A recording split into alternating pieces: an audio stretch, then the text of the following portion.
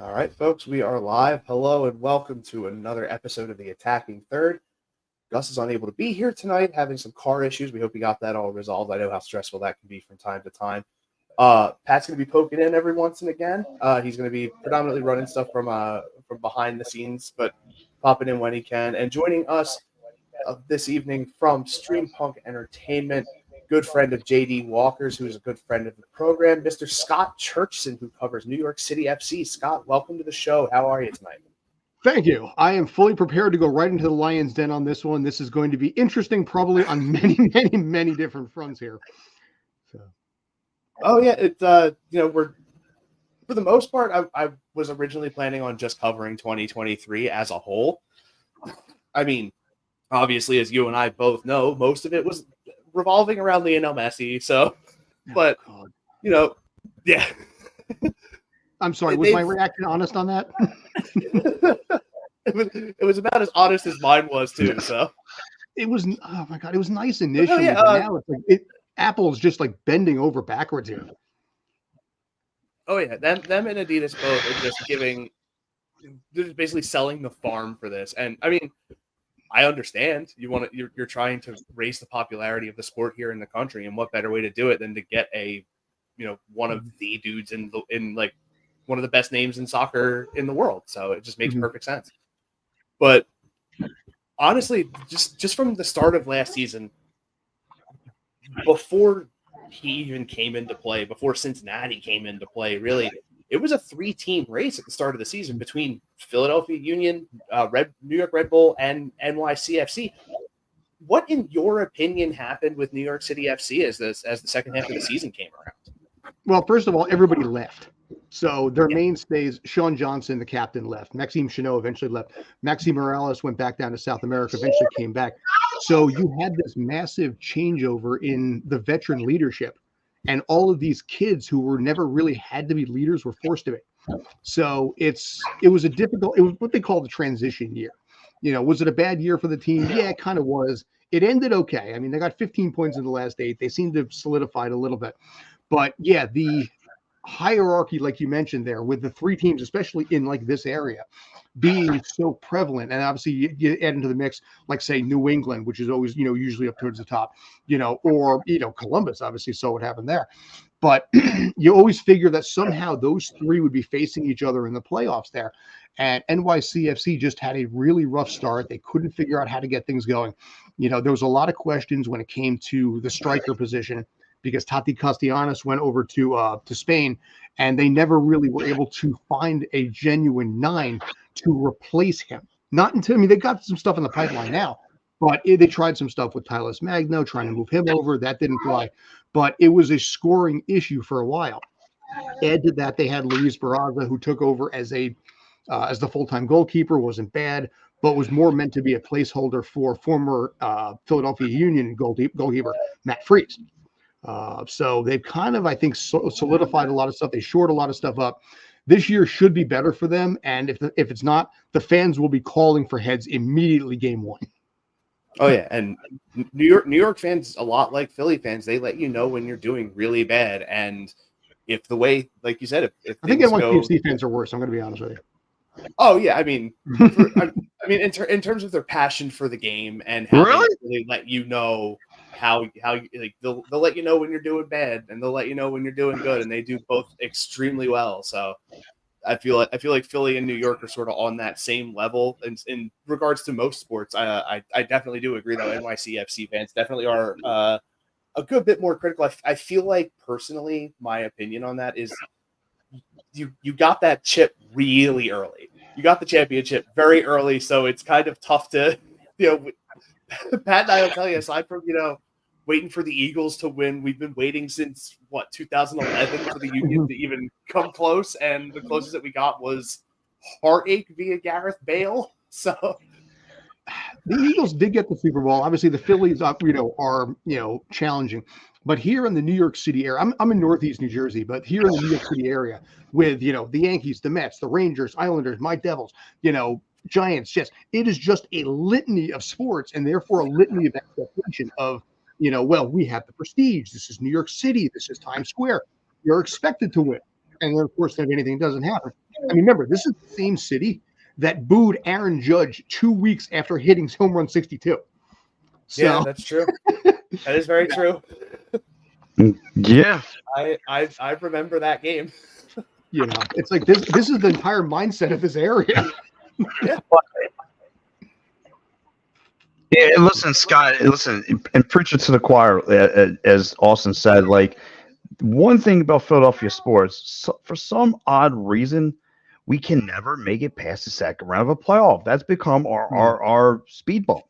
It's last year, right? We had the Union, the Phillies, and the Eagles all go to the finals or World Series or the Super Bowl.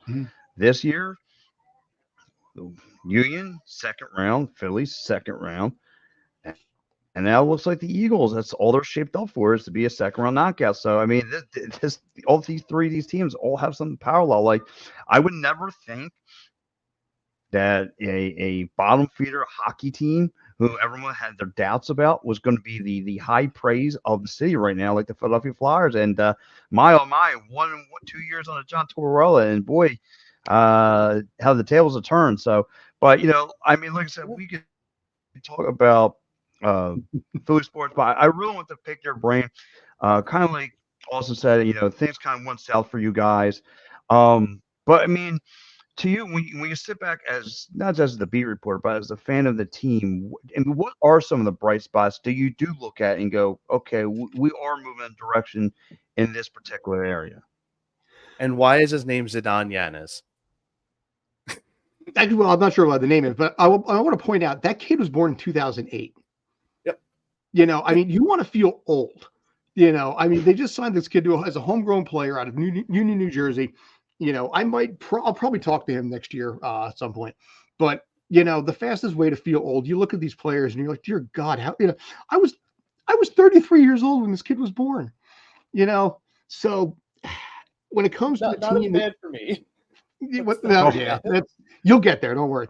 But it's funny because you look at this team, and like I said, they got 15 points in the last 8 games. They won the friendly against Inter Miami. We're not going to have that, but they seem to have righted the ship a lot once they were able to figure out the striker position. They got Baccarat, they got Risa, they've got some organization there. Their problem that they had last year is they had all these adjustments in the middle of the season. So somebody, Alfredo Morales, Thiago went out. He was gone. I was going to say Gabby Pereira left. So you had all these guys mid-season that were, really kind of part of the offense. And then you have to bring in these new kids that are, 20, 21 years old in the middle of the season and say, okay, go. And I think that makes it a lot more difficult. You have a team right now that last year was the second youngest team in the league.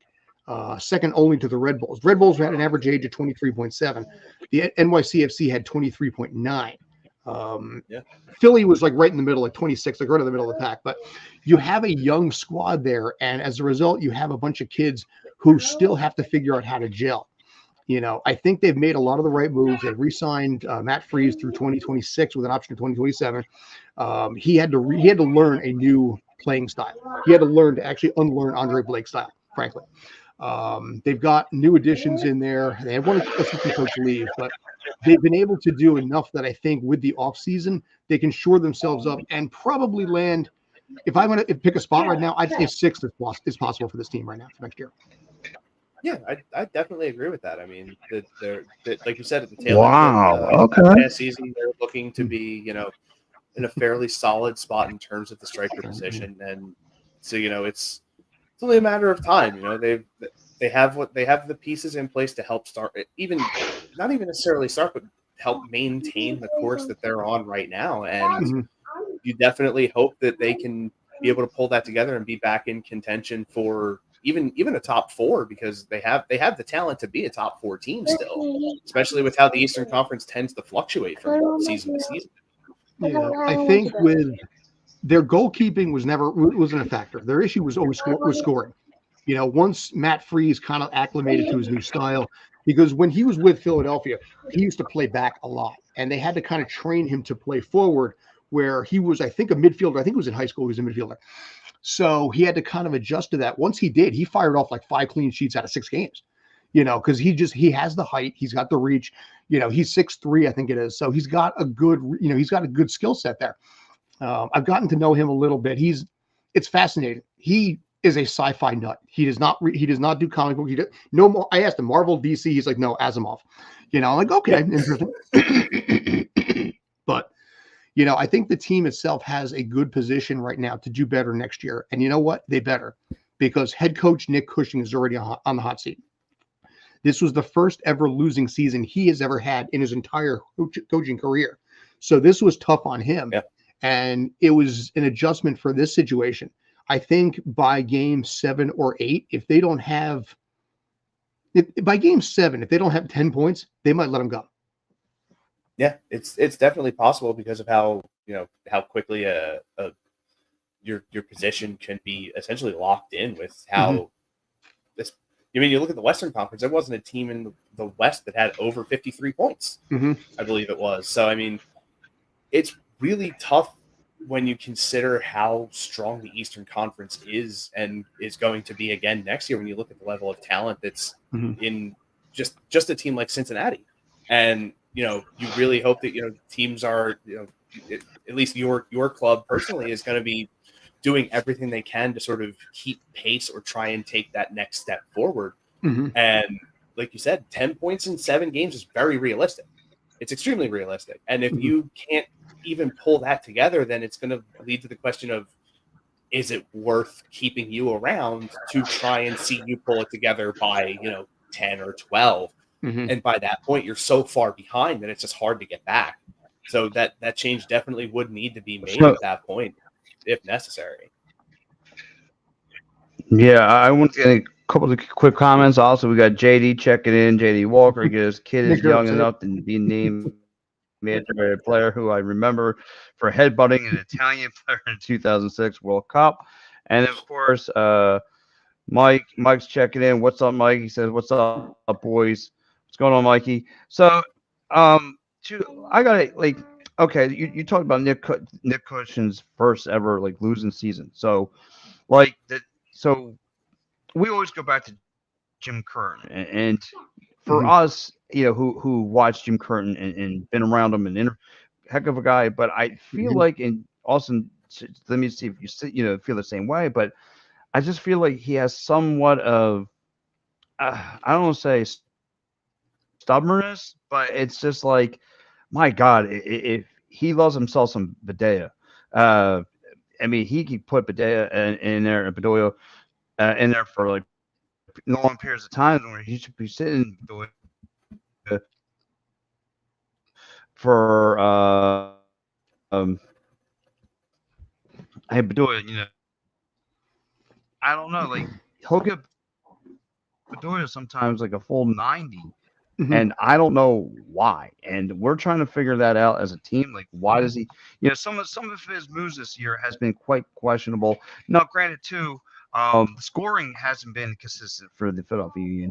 I mean, the only time Daniel Gazda really looks sharp is on penalty kicks. Carranza,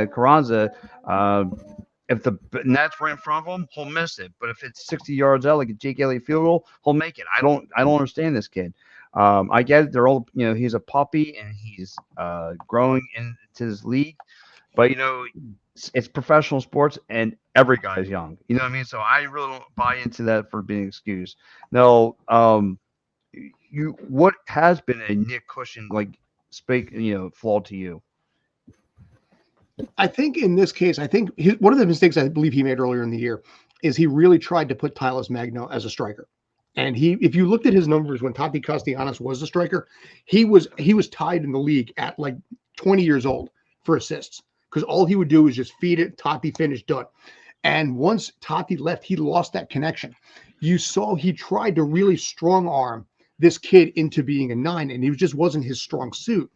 And I think personally, Nick Cushing did what he could with what he had. If you look at this season, despite the issues and the transitions and all this kind of stuff, they only lost 11 games this year. They lost 11 games the year before, too. They tied 14, so there's a lot of draws there. But there was a lot of issues, I think, where the team would struggle in the second half. I always found that the bulk of their goals came at the second half of the first half. So when you look at the breakdown on this, only here for Scott. Thank you. Thank you guys. I appreciate it. In this case, if you look at the scores, basically the way that this team was able to score, their best bet was at the end of the first half.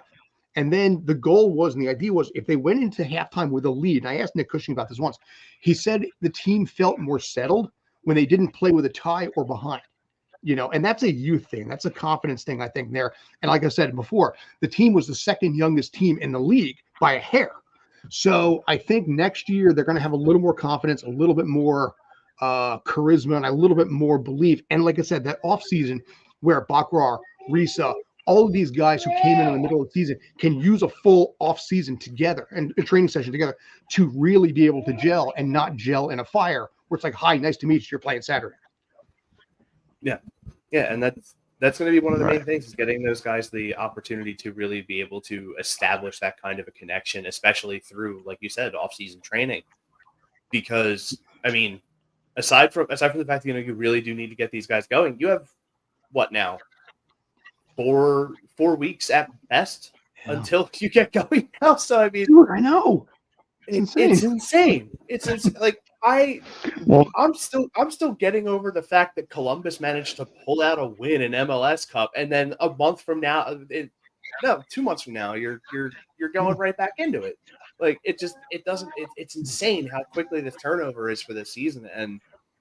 But yeah, like you said, having the time, as limited as it may be on the training ground, is going to be, as much of it as you can get in, is going to be very vital for these guys to be able to establish those connections. Because you had said, Teles Magno with Tati Castellanos there, that connection was really solid. And if you can get Mongo to be able to gain a connection with one of the strikers that you have there now, they'll be right back at that same beat. Like, he's a creature of habit, and the second you take away something that he has, that he's been used to, it makes it a lot tougher, because of the fact that you know how that guy runs, where he slips in a back line. So you're able to seek those kinds of maneuvers that are happening to be able to feed the ball the right way. And without a guy that you're used to being able to do that with, you're struggling to try and find some sort of a spark there for your offense. And if you can't find proper service, you're not going to score a ton of goals. Like, granted, like you said, tail end of the first half, you get some really good play, but you're only getting it for the tail end of the first half. So it's kind of tough to be able to sometimes have to react in the start of the second half, where a lot of teams are trying to get even or get back ahead right at the open of the second half. So it's really tough to be able to try and find that momentum again, especially at the death, like you would see a lot of teams be able to pull off this past season. But, there's question marks for both teams going into this season, both Philadelphia and New York. And I feel like Philadelphia is leaving more questions than answers, and New York is actually really starting to establish these kinds of connections for the players that they need to be able to have that really solid maneuverability throughout the entire season. And Philadelphia is just lacking a lot of that, honestly. I think what part of the problem is also is, you have all of these leagues, if you think about it, how many games did Philadelphia play last year? A lot. They play, the issue that happened, I think it was CONCACAF, I think, but if you look at basically their scoring, they started to diminish August, September. NYCFC did these. NYCFC started to do the same thing when they had all of those games too. This comes with the perils of showing up in the championship, because you're enrolled in all these competitions, you're in all these things, and as a result, your team starts to get tired. I think Philadelphia will rebound okay, just because of the fact they're going to have a regular 34-ish game schedule here, and not have to deal with the bulk load at the beginning of the season, and force Curtin to be in a position where he's going to have to try and squirrel out a goal here and there everywhere that he can, and rely on Andre.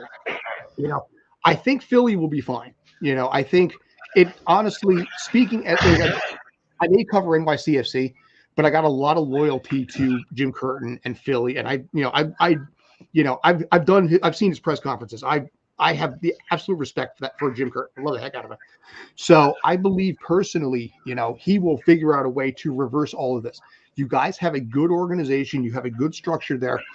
I know things got a little wonky with Wagner and all this kind of stuff, but irrespective, the core is there.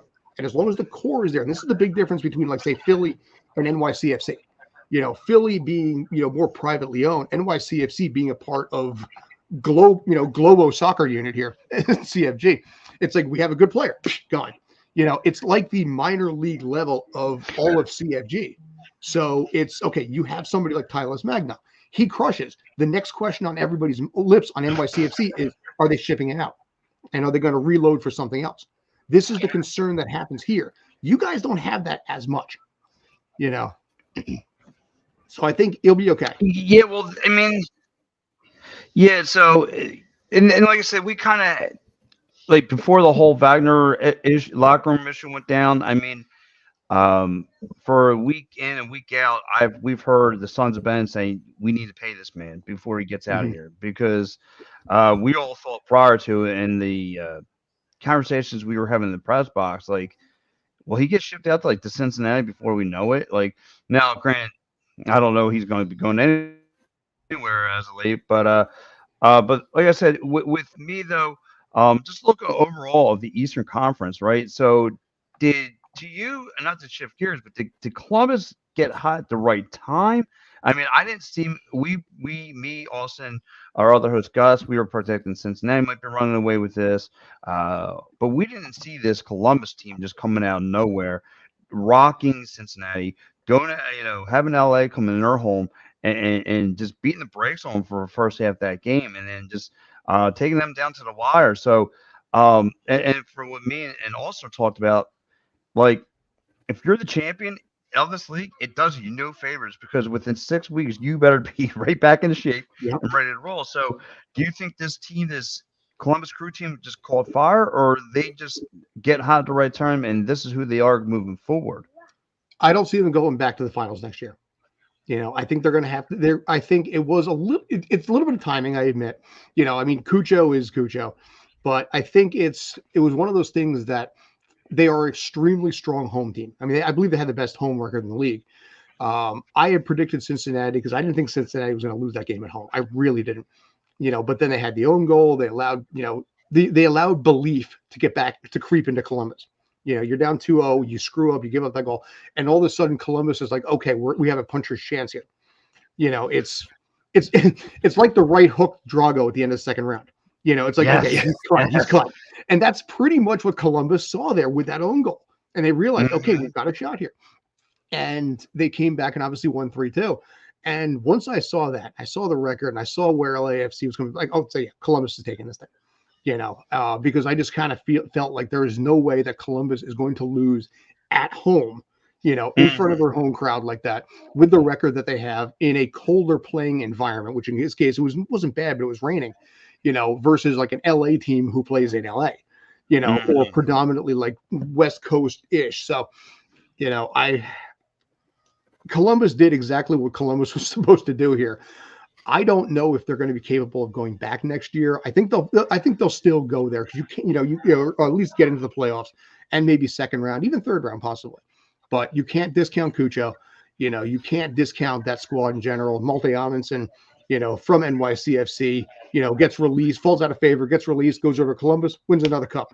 So, but I think they, at the end of the day, will have will make a good appearance.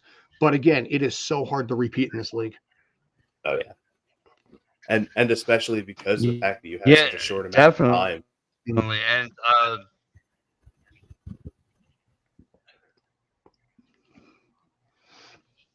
yeah, and that's the way I looked at it. Like, it is so hard to repeat in this league, and for sure, it's funny. So we took we were doing our predictions, and also Gus and also I believe you guys were taking LAFC, and I said just the way that they rocked Columbus, and Columbus had everything clicking for them.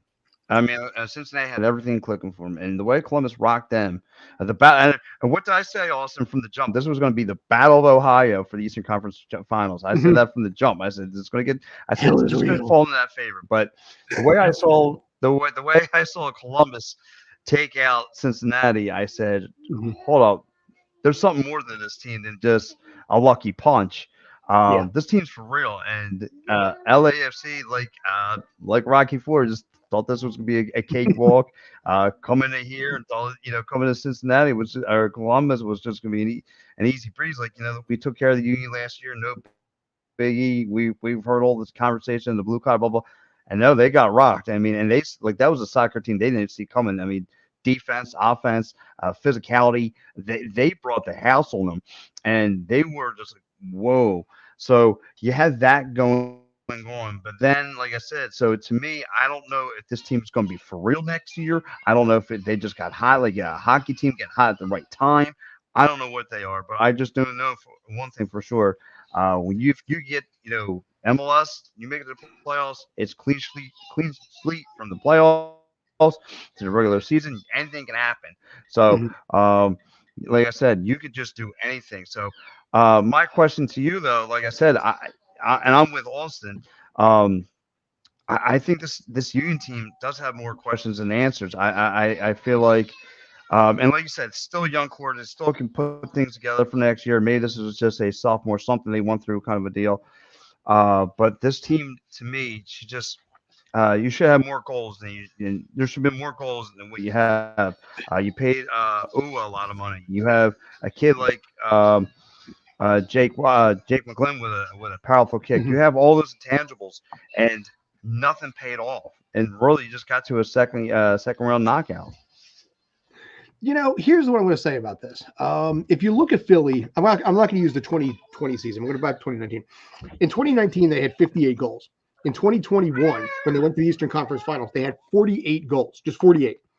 And then obviously in 2022, they had 72. And this may be where the thought process is. Last year, though, I mean, when it came right down to it, they had 57 goals last year. So that's still a goal and a half, 1.6 goals a game. That is still 9 goals more than when you guys went to the Eastern Conference Finals in 2021. And frankly, had COVID not been a factor, you guys would have won. So if you think about it, you still scored 9 more than you did in 2021. That's not the worst thing in the world. I mean, obviously that season you only gave up 35, so you were stingy as heck. But, I mean, the offense side of it, like I said, I blame a lot of that on fatigue. Because if you look at their score from I don't have the numbers in front of me, but from say February or March all the way through July, and look at those numbers per game on average, and then from the rest of the season, you will see a lot more 0-0 and 1-1 finals in there. Because I just think fatigue was a factor. It's a long season and only made longer with all of these interruptions going on. And why CFC had the same problem. Yes. Yeah. So I mean, to your point, Scott, you're absolutely right. I mean, everyone in here in Philly was trying to make a big deal to win CAFA, right? And you saw with the impact that Messier made just playing CAFA, right? Hey, he's gonna rock them. Look what the minute it turned into regular season, it went puff. It just went puff, roll fast, and I was just like, wow. So you see now he's bringing all of his friends in it coming next year. But let me get in some of these comments. I didn't realize we were this loaded with comments. So let's get in some of this stuff. JD is stuck in the middle on both of these here. Covering your team, knowing you guys. JD Walker says, he said 51 games. Okay. Yeah. See, dude, what do you think it's going to do? Yeah, he says, my rough count, I think the Union played 51 games a year. 53. Okay, LA 53. Like I said, this is the curse LAFC played 53. That man's an absolute stat man. Oh, yeah. Yes, you're right. Watching the LA Pity Boys and Melting the Rain was yes, it was. Listen, we couldn't get the job done, but they certainly did. Like I said, so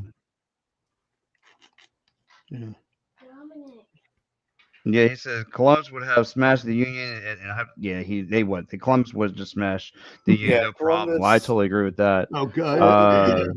Columbus was on a different level at that point. I'm not sure if I was insulted by Jose there, but that's okay. You know what? Jose is always good for an insult on me. That's okay. I expect it. There's nothing better from I don't know who this ugly bastard is. Show us your hair, you bald bastard. He goes, the human has. Good.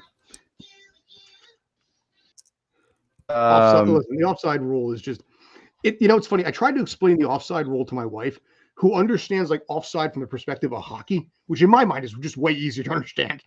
I mean, there was actually the funny thing was that offside call against Cincinnati, that the goal that was disallowed. There was a picture on Reddit that showed the lines drawn on that. It was the most perfect explanation I have ever seen in one single image of the offside rule and how to explain it. I don't know who this dude was that wrote it up and posted it on the subreddit for Philly, but kudos to you. It was perfect. But again, the offside rule is complicated in soccer. Not only that, just the whole like VAR. Oh yeah, trying to confirm everything. Because I actually when it happened a couple days later before we did our show, I was looking at some stuff on I think it was Instagram or TikTok or one of those apps that I dumped too much time into that I probably shouldn't. And it was like it must have been TikTok because it was like a 4.5, 5-minute long video of Premier League's VAR process. Okay. And it was the most in-depth, absolutely like pixel perfect determination of a play being offside that I've ever seen anyone go through like step by step in my entire life.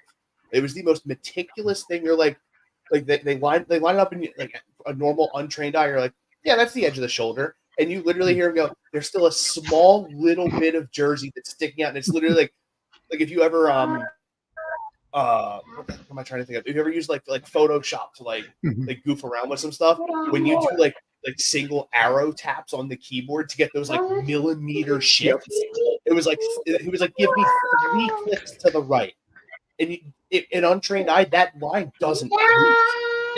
So like to see them like go like to that level of like this is why it's offside. Like here's the exact line where he ends. And then you also look at the rule, like the shoulder is where everything ends for offside. So the fact that you see, like they're judging off of an arm, sometimes you're just like, no, this is like, I feel like I understand the rule more than the officiating crews do, which sucks because like scary in some ways. Yeah.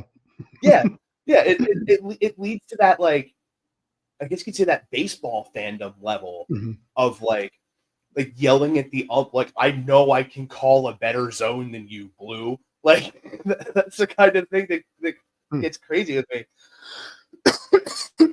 Actually, Jose saying the VAR tech contract runs out on New Year's Eve, so in 3 days, and he's not sure that same company is coming back. Please don't let them come back. That's an interesting one. Okay. Oh yeah, that's going to be great. Honestly, if they get a whole different company to run that, I hope that they're more competent than the ones that we had this past year. Although some of the calls I felt like they were pretty right on. Some of them seemed a bit but for the most part, it just left a lot more questions of like, what the hell is rules anymore? Yeah. And then of course, obviously the conspiracy side of it. It's like this game is rigged. The officials are bought. The script is playing out. The script is playing out. Oh God, I heard that one a lot too. The amount of times okay, I'm not gonna lie. A lot of my other sports like football, baseball, basketball, hockey, I watch on a random site where a person like gets feeds and just puts them out for people, and then has a Twitch chat inlaid on the side of the page.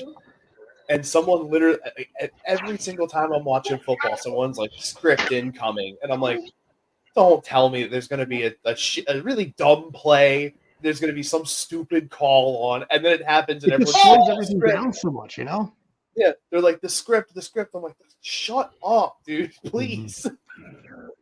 I mean, yes, yeah, and like I never seen so much. I never saw someone snap out about the rules so much as my man Austin. But yeah, look, I got like a tons of comments that are coming.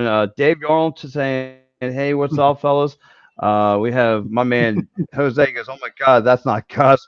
Where's that red bubble in this? Gotta close it." Oh my God! So I imagine Someone's you know a Mac who Jose user. is there. Can Scott. you feel He's the great. love tonight? So someone over there is using a Mac talking Yes, about you bubbles definitely instead can. of Yeah. just an X button. And then you got JD saying, Jose, that's the wonderful news.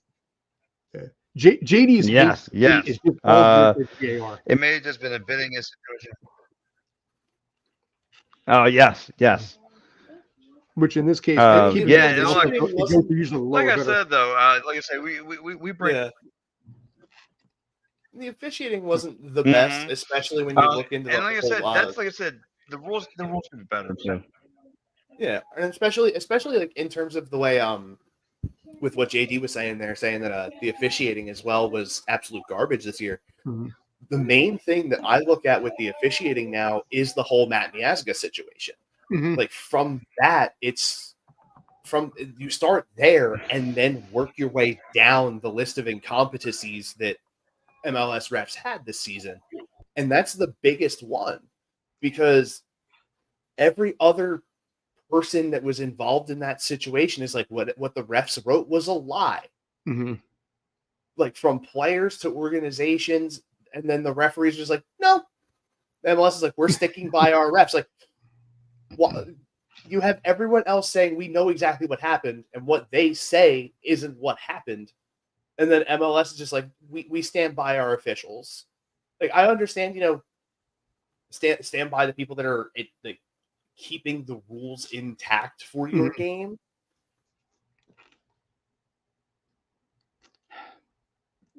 You got at the end of the day, you have to stand. Scott, I got a question for you. Please.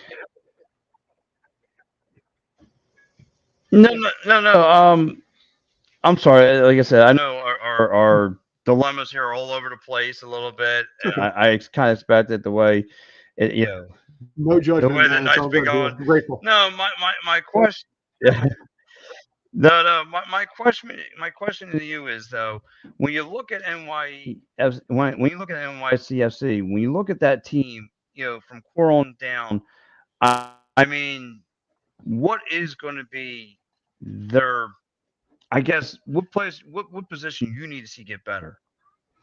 I think like at the end of the day, it's got to be scoring. I think the back end has been very strong. Matt Freese has turned himself into an extra defender as well as goalkeeper. I think, and he's done really a good solid job at that. They've re-signed Keaton Parks. They've gotten basically everything up to, from midfielder back, I think is fine. It's just a matter of just getting a couple of goals. The funny thing about this team is they missed the playoffs by 2 points. They lost 2 points against Miami when they gave up one very, very, very late goal in 90 plus minutes at the end of the season to basically, go from being up 1-0 to being a 1-1 tie. Those 2 points in that one right there would have gotten them back into the playoffs. So they were really pretty close when it came down to it. But they have so much, they've been smart with the reload.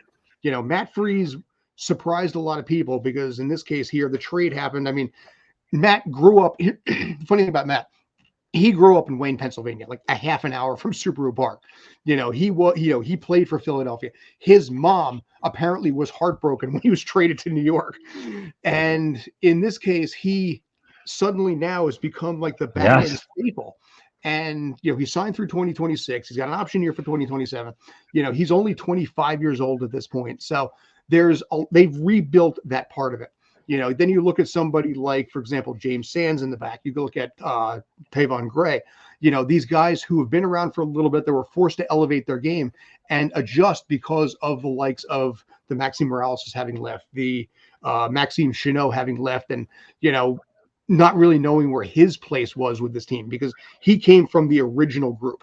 So all of these original players, all the guys that kind of grew up together from the very infancy, they all scattered. He was left behind. And he was like that one guy on staff when all the employees that you knew were gone. So it put him in a weird spot in this race as well. So a lot of that has been resolved. So I think really at the end of the day, if they can get Bakrar to start scoring, If they can get, maybe one more, area like that. Burke Reese is a possibility there. They brought back Gabe Siegel. They recalled his contract because he was playing over in Israel with everything going on. So they recalled his contract. He's back here in the States. So I think if they can figure out a way to pick up an extra half a goal a game on average, they're done. It'll be fine. And I'm only saying a half a goal. Really, it's not even that much. Not even one. I think just half is enough. Yeah, and sometimes a half a goal a game makes all the difference, and that's what's crazy about this sport overall is just even a third of a goal a game can sometimes make a difference. And like you said, missing out on the playoffs by 2 points by having just that one thing happen is insane. When you look at like you said, the players that left, the talent that you have there not clicking at the level that they should have until the tail end of the season. It's incredible to say that sometimes not even one full goal in 90 changes everything for this team, and that's incredible for the position that they're in with how tough of a fall they had and the climb back that they made in the tail end of last season. It's awesome to be able to say that about your club. I think also to some degree, I think what's helping is the fact that there is a permanent stadium on the horizon. The stadium in Willets Point, I think, gives some stability because let's call it Yankee Stadium is what Yankee Stadium is. There's a reputation to it. I am not going to argue that point one iota. It's not pleasant, basically, if you're a soccer player. Citi Field is a little bit better typically, but it's a complicated thing because they're a nomadic team. They had games that were in, like Connecticut. Yes. They had I think it was a friendly or a Leagues Cup game, something like that, a home game in LA. And it's like just the team just goes. It's like that one traveling sports team that has no home stadium. They just bounce from location to location. Yeah. I actually funny that you bring that up. There was I used to go and see the Camden River Sharks all the time when I was a kid. Okay. There was a team that was in their league that was called the Pennsylvania Road Warriors, and their entire schedule was road games because they weren't able to get their own home stadium, so they played their entire schedule on the road. We do stuff with the Can-Am League, with Frontier League, and there's a team called the Grays, and they're just 100% road team. This is what NYCFC sort of felt like as well, because it's like this year, I think, they have 9 games at Yankee Stadium, 6 games at Citi Field with 2 that are currently outstanding. We don't know where yet, but they played home games at Red Bull Arena. Now, Red Bull Arena is easy for me. It's 20 minutes down the road, no tolls. But I mean, when you have a team that is predominantly all New York City based, they don't bridge and tunnel to Jersey to watch a game. So it hurt their attendance because you'd have games. They pulled 30,000 people sometimes at Yankee Stadium. At Red Bull Arena, they pull 4. So it hurt the team to play your home game at your derby rival. Yeah, because I could guarantee you, if there was a team that was in like a few miles away from Chester, they were like, "Hey, come watch a Union home game here," and it's one of our close rivals. I mean, I'd rather die than set foot in that stadium. Are you kidding me? Like, yeah, and It sucks to have the fandom at that level, but at the same time, it's great to have the fandom at that level. I mean, don't get me wrong. RBA is a nice arena. It really is. Especially here in New Jersey where we don't really have a lot of space that way. It is a nice looking stadium, and I give it a lot of credit. But it's really weird when you're you're covering NYCFC, and it's like, there's things for Tony Meola over here. You got all this kind of stuff. It's odd, Yeah, well, you know what, Scott, like I said, we broke down the schedules. We looked at the Union schedule. Austin and I, we spoke heavily, pretty much right out the gate. We got a couple games, and then we go right to the West Coast. I mean, we're getting fed from beginning March all the way up to beginning of April. We're doing a West Coast swing. So Union fans will have to buckle up and get ready for do some late night staying up to catch some of these games. But you guys are opening with Charlotte. Charlotte's going to bring out a brand new coach. What are the couple of things, maybe from both clubs, that you might have to keep an eye on from Charlotte? Like I said, they're getting a brand new coach coming in. You guys are going to have to, like you say, a couple of pieces. Or will you be more focused on the coaching or the players on the field? Honestly, when it comes to Charlotte, I'd be more focused on the crowd. That is the second highest attendance in the No, league. no. That's right. But I mean, more. Wow. I mean, no, more focus on NYFC. Like, what? I mean, playing against that team, what would players. you be looking towards for the NYS players? Okay. In this case, I believe in Nick Cushing. I do. I had a lot of time to spend with that guy last year. Oh God. I personally, like I'm I said, hiding. I'm going to go hide. I took a lot of heat for it, I admit, but I did believe that he was the right guy for the job. Is he on the hot seat? Yeah. I don't think he's the problem on this. I think he did the best that he could with a young situation here. I think in this case, I think this team has to be able to shake the burdens of the past, and they have to set a tone early. I am a big believer in setting a tone early in a season. I'm talking like first game sometimes, because if you have a game, first game of the season, you're up 2-0 and you blow it and you lose 4-2, that sets a tone when you're a young team. So this team needs to basically walk away with, I think, 4 points in its first 2 road games to show that, okay, this is not the same squad as it was last year. I think if they can pull that off, that they can take a win against Charlotte right off the bat. They didn't fall that far behind Charlotte, but I'm more concerned about the players. And like I said, I think a full off season that they've had right now, they've had their meetings, they've been able to they're going to have the training sessions in Orangeburg. I think they'll be okay. They were thrown into a very difficult situation last year with all of the guys coming in and out and no time to really gel personally. And I think it'll be okay there. But Charlotte, they got to work on Carroll a little bit. He scored 12 goals last year. They did make the playoffs for the first time. That is a rabid fan base down there. Credit to Woody Wilder, the Nico of Charlotte, by the way. Cool guy. I believe they will be better next year, but NYCFC needs to be able to get out of the gate quickly to show that last year was a fluke. Yeah, 100% agree with that. And like you say, you're second youngest team in the league. But listen, Scott, I got a surprise for you, my friend. I can almost hardly wait. If it's the comment I say, I know he must. Yeah, you know what? I try to hide out when this man pops up. I mean, when he locks eyes with me in the press box, I don't know what is about me. I don't know what he don't like about me. But when he's there, his hands go from smile, like he smiles and laughs with everyone in the press box. But then he goes like this when he sees my face. And I don't know what's about my face. I can't rearrange it. I've asked this man several times, do I need to rearrange my face? He just locks eyes with me and just I don't belong, okay? He wants to put my face in the hot fryer and burn it or something. I don't know, but he's here. He's in this is going to be like the Jerry Springer show, and we're going to bring him out. What's up? Uh-oh, he's here. Jose, hello, buddy. Okay. I have been on your subreddit. I have been in your stadium as an NYCFC writer. Let it fly, sir. No, the No, Scott, this is awesome. I'm so glad that there's some sort of crossover here because I admittedly, well before the Abu Dhabi money came in, been a fan of Manchester City back when Stephen Ireland was it. Roque Santa Cruz was the best player. Richard Dunn and Vincent Kompany were the biggest purchases that club ever made. Never mind, Ferran Soriano coming and creating the City football group. So to see New York City FC do what it's done, it's been really interesting. So I'm just eager to ask you some questions about New York City FC and maybe where it fits in the landscape of the bigger City football group picture. But also, listen, there's no denying it. 2021 was an awesome year for you all. Not so great for us when Olivier Mbaiso goes ahead and gives Talis Magno a goal. I will say this in all sincerity. If you guys did not have COVID, you would have won that game.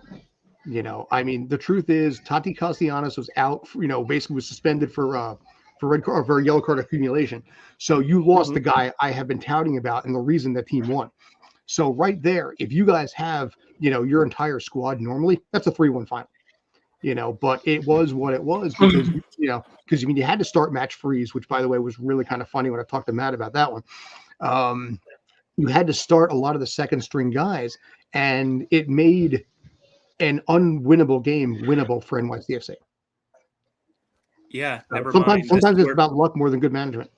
never mind the Stuart Friendlies of the world, and now out in Houston, whose name's escaping me right now, the big French guy. He's an assistant coach now. Okay.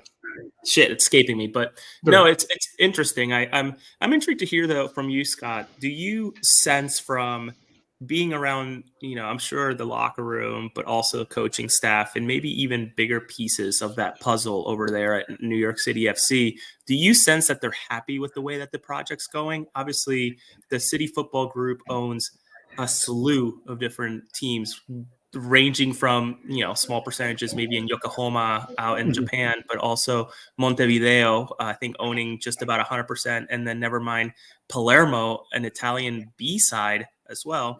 Do you feel like them with their 80% share, they're thrilled with how New York City FC is going?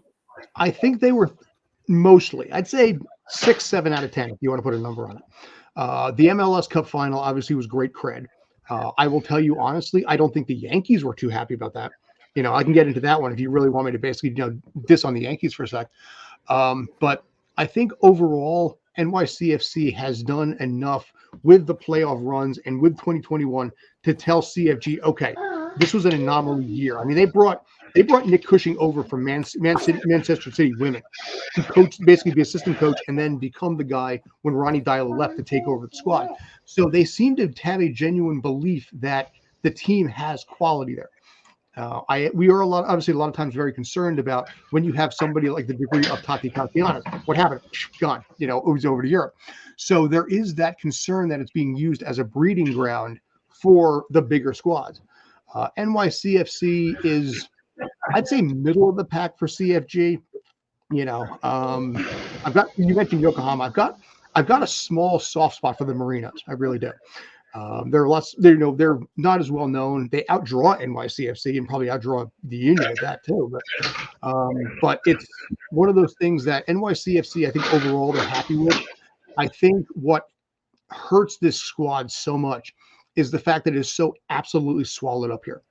You guys are a strong sport town, but you have one team for every sport. Here we have sometimes upwards of 3. And I mean, you have obviously you got two baseball teams, 2 football teams, 3 hockey teams, Blue the Devil, 2 basketball teams, and 2. Well, we'll say 1 soccer team. Let's leave the Red Bulls out. That's 9 teams I just rifled off. So when a team like NYCFC wins the MLS Cup, and you are there at City Hall as they're getting the key to the city, and only one major local news outlet comes out, and I forget if it was Fox 5 or CBS, but like ABC, NBC, CW, they didn't show up for it. There was one.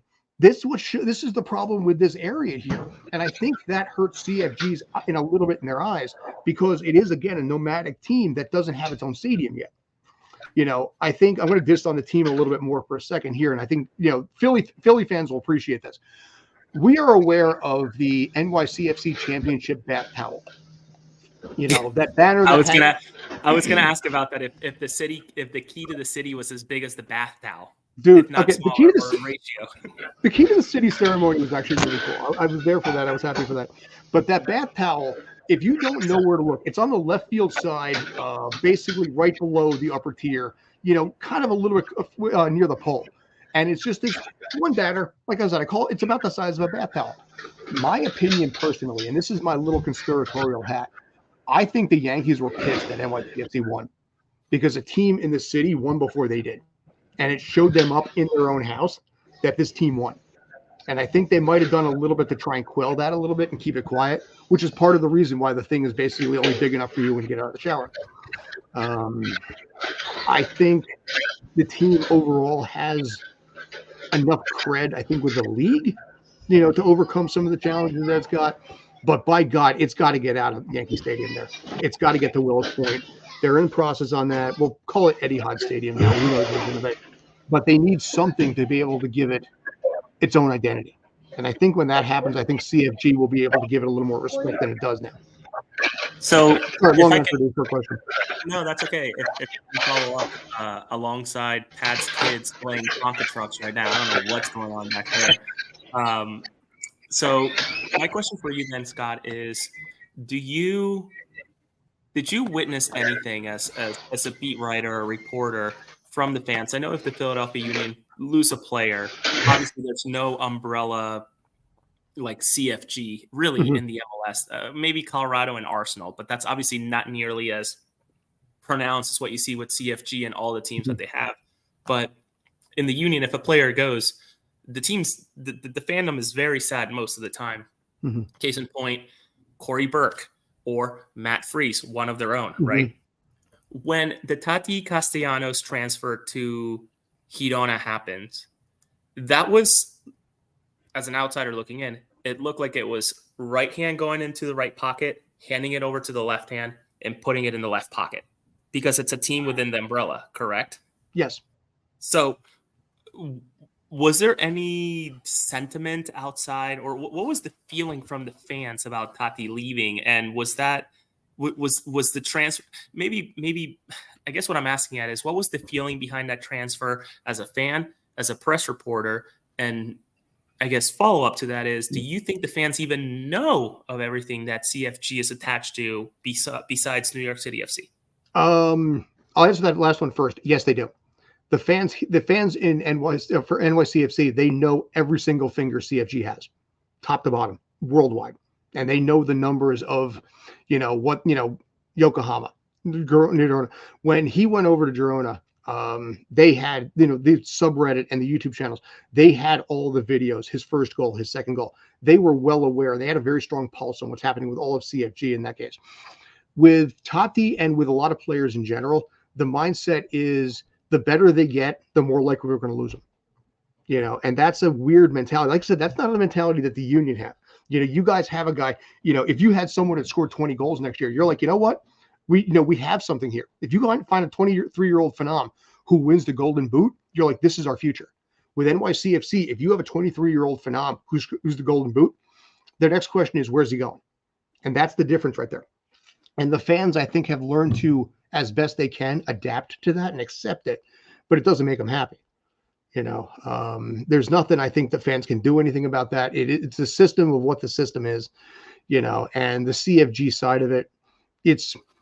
I almost look at it as college soccer on a worldwide level, or college baseball on a worldwide level kind of thing, or minor leagues, if you will, right? Better example, where you see these guys at the AAA level, you're a big fan of the AAA team, they go up and then that's the end of it right there, but it's like that. I knew them when, and I think that's where a lot of people look at it, with a lot of the players that left. You had asked about that.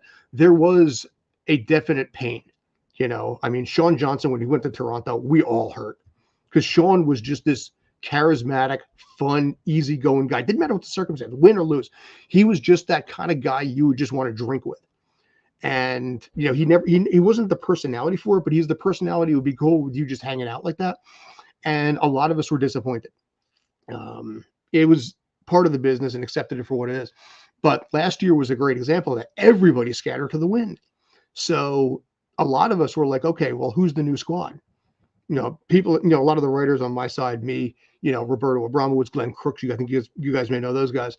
We were like, okay, well, we have this person. What do we know about them? And that's where the challenge is with this team. Not as bad this year, but in previous years, yeah, you're kind of like, okay, what do we do now? Yeah, it's fascinating, the dynamics of having such a big umbrella being majority owner of a team to remind a multitude of teams, not just in one continent, but worldwide, right? And what it can do in terms of elevating and descending players, right? Kind of like a step ladder. I almost feel it's indicative of the world in general.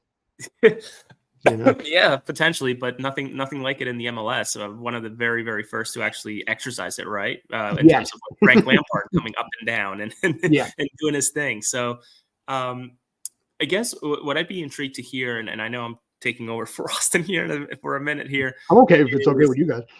Is with a minority first city, much like Philadelphia, New York City, what is the feeling in terms of the Latino population towards this team? I know that in Philadelphia it is growing, but it is still very much a minority. And I'm intrigued and often criticizing what the league has done or lack of in terms of bringing the game to more Spanish speaking people or Latino people, because the fact still remains that Liga MX or MX is still number one in this country for all Spanish speaking people, not MLS. So I'm intrigued. How is New York City approaching this? Are there any programs or any efforts outside of the mandated "Let's sell a Spanish celebration" jersey? I will say, honestly, the Latino fan base, obviously, New York City in general is like a United Nations hotbed, and the Latino community is big in this because, in this case, because there's so many immigrants coming. We'll use Argentina as an example, just throwing a random country out there. You come in from Argentina, you have a player on this team from Argentina. It could be 200 miles from where you grew up, but you have a commonality, you have a bond with them.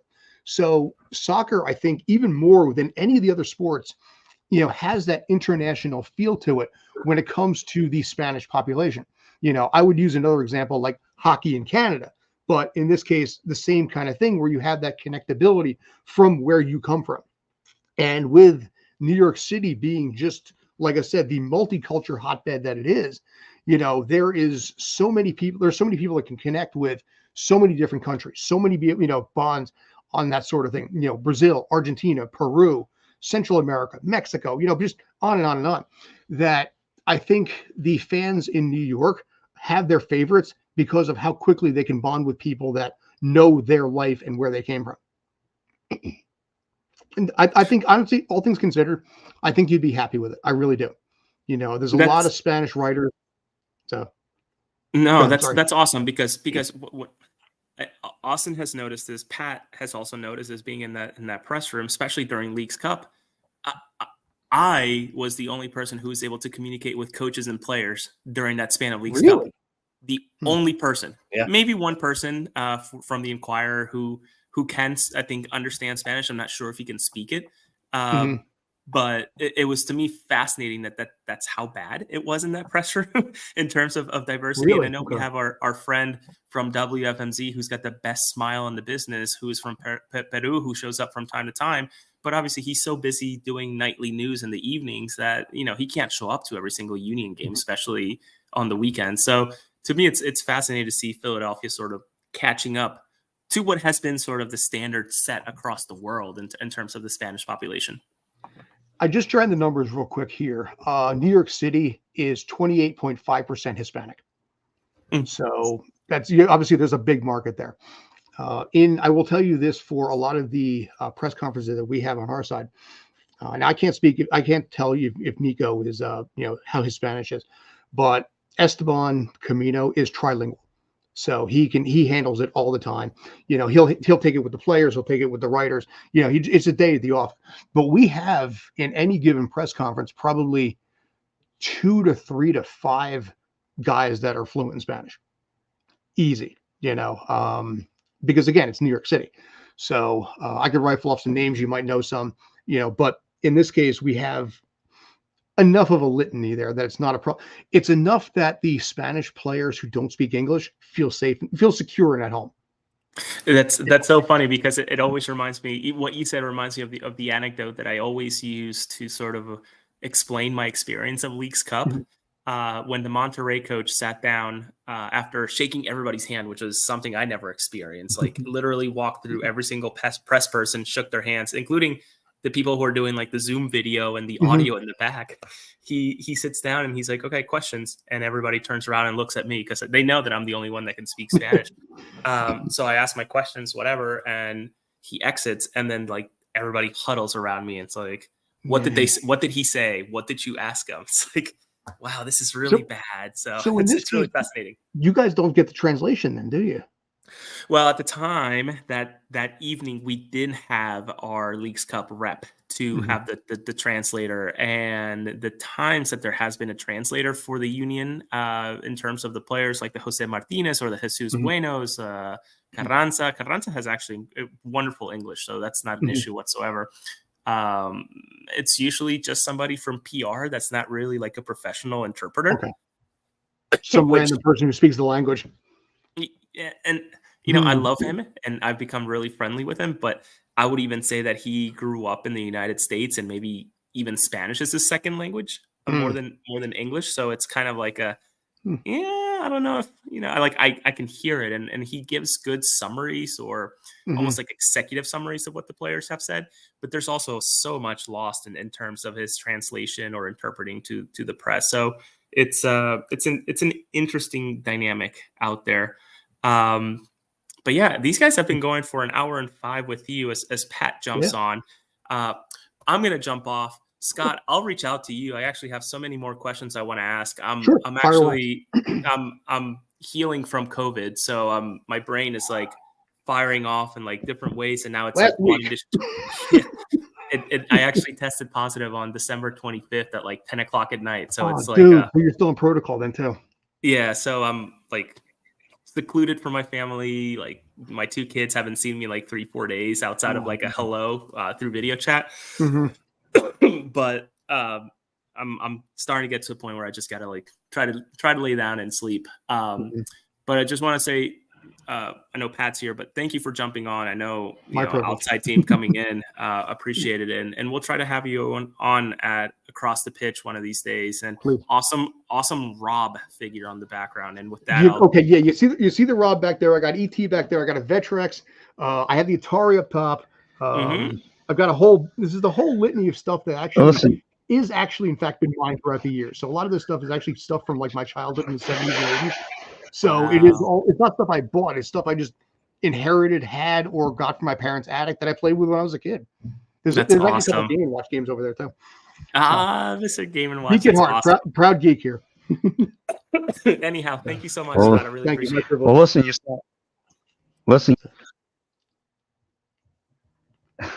Well, listen.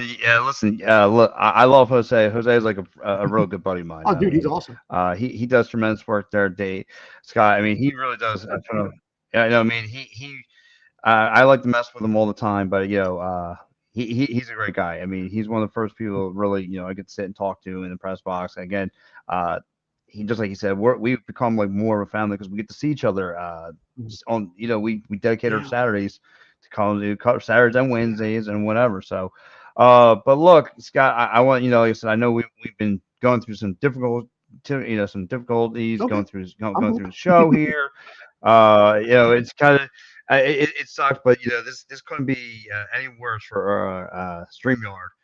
But look, Scott, I thank you so much for taking your time to hop on with us. Loved every second of it. Like I said, listen, I promise you, next time we're all together with we'll have everything set up neatly. Like I said, if you're ever in town, we do have a studio. So we do have a studio, which none of this is going on. It's the Edge of Philly Sports Studio is literally. JD will tell you, I am literally maybe about 15 minutes away from Super Park. So so he actually. Nice. Yeah, so he's been there a few times. He's been with me.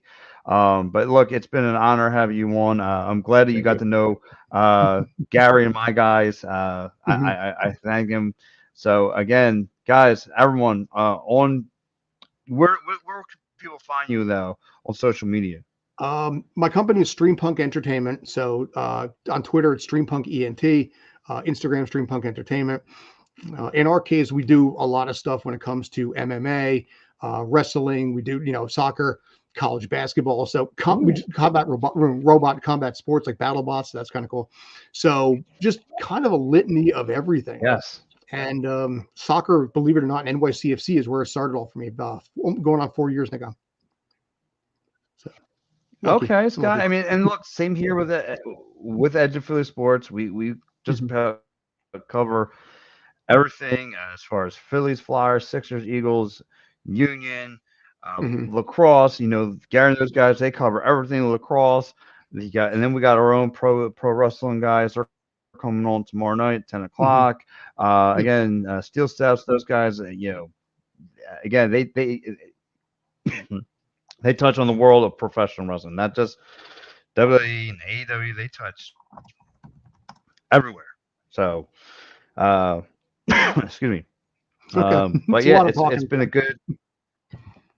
No, it's. I think Jose just gave me something from way over here. I think that's not Nose Punk gave me something. You know what I mean?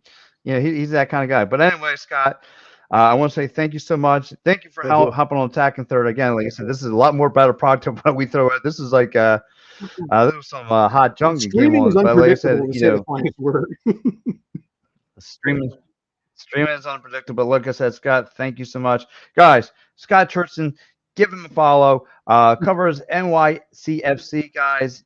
You guys want to know the nitty gritty? Look, he's not fake. He's not a fanboy. He keeps it real, just like we do. When he tells the team stinks, he tells the team stinks. You heard him throughout the broadcast. He laid out the truth every which way through Sunday. So, Scott, thank you so much. Until next time, May 15th is when the Philadelphia Union and the and NYCFC square off up there. So, again, we'll have to bring you through around Mother's Day time, okay? Sounds like a plan, sir. Appreciate it. Thank you, Scott. Thank you, buddy. Take Guys, care. Scott Churchson, send you, buddy.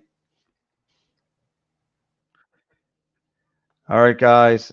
That was Scott. Again, guys, if you are a big time Union fan or just MLS fan in general, guys, give him a follow, man. You heard about all of his blogs. Go give him a follow. He's on Twitter. He's on Facebook. He's everywhere. He's everywhere. He does a phenomenal job covering everything up there.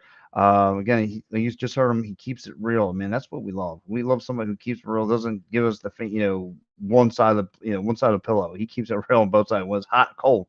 So anyway, guys, listen. We got a couple great sponsors before we close out the show. As you know, Philly Sports Trips. Guys, well, before I get into Philly Sports Trips, how about my man David R. Cherry Esquire? Call him up at 610-565-0300. David R. Cherry Esquire. He's my guy. Working compensation, medical vehicle accident, criminal law, personal injury. You guys have any of those problems going on, man, he's your guy to get a hold of. Give him a call today. Dolan's Bar. Hit him up, 24 East Sellers Avenue, Redley Park. Dolan's a great spot to hang out, guys. Quizza, music, great times. Not too far from, and right here in Delaware County. So if you're leaving a Union game, you want to go hang out at Dolan's Bar, go give them a shout out today. They got a lot of cool things going on over there. Of course, Sherry Tickets Town, guys. If you want to go to a Union game, Union concert theater, Sherry Tickets is the way to go. So use the promo code EOP10, get yourself 10% off. Yeah, believe it or not, get your 10% off. And guys, one more final one, Philly Sports Trips. Look here, going down at MetLife Stadium, February 17th. 2024, man, it's going down. Flyers, Devils. The bus trip will be going on. Our guy who runs it, my man Vince. The Philly sports guy, Jamie, he'll be there. You guys know Vince is a big time Unions head, so you'll see him out there in front of the Philly sports trips. Guys, you guys want to get on to a trip? I know next year he'll want to go see NYFC FC. He'll take a bus up there. Just hit him up. Hit up Philly sports trips. Tell him EUP sent you. And guys, like I said, spot to be right now. Well, guys, thank you so much. And for me, Pat Bernard, I want to say thanks to Scott Churchson and my man Jose, that snot-nosed punk Nuez, for hopping on. And, of course, my man Austin Hamill.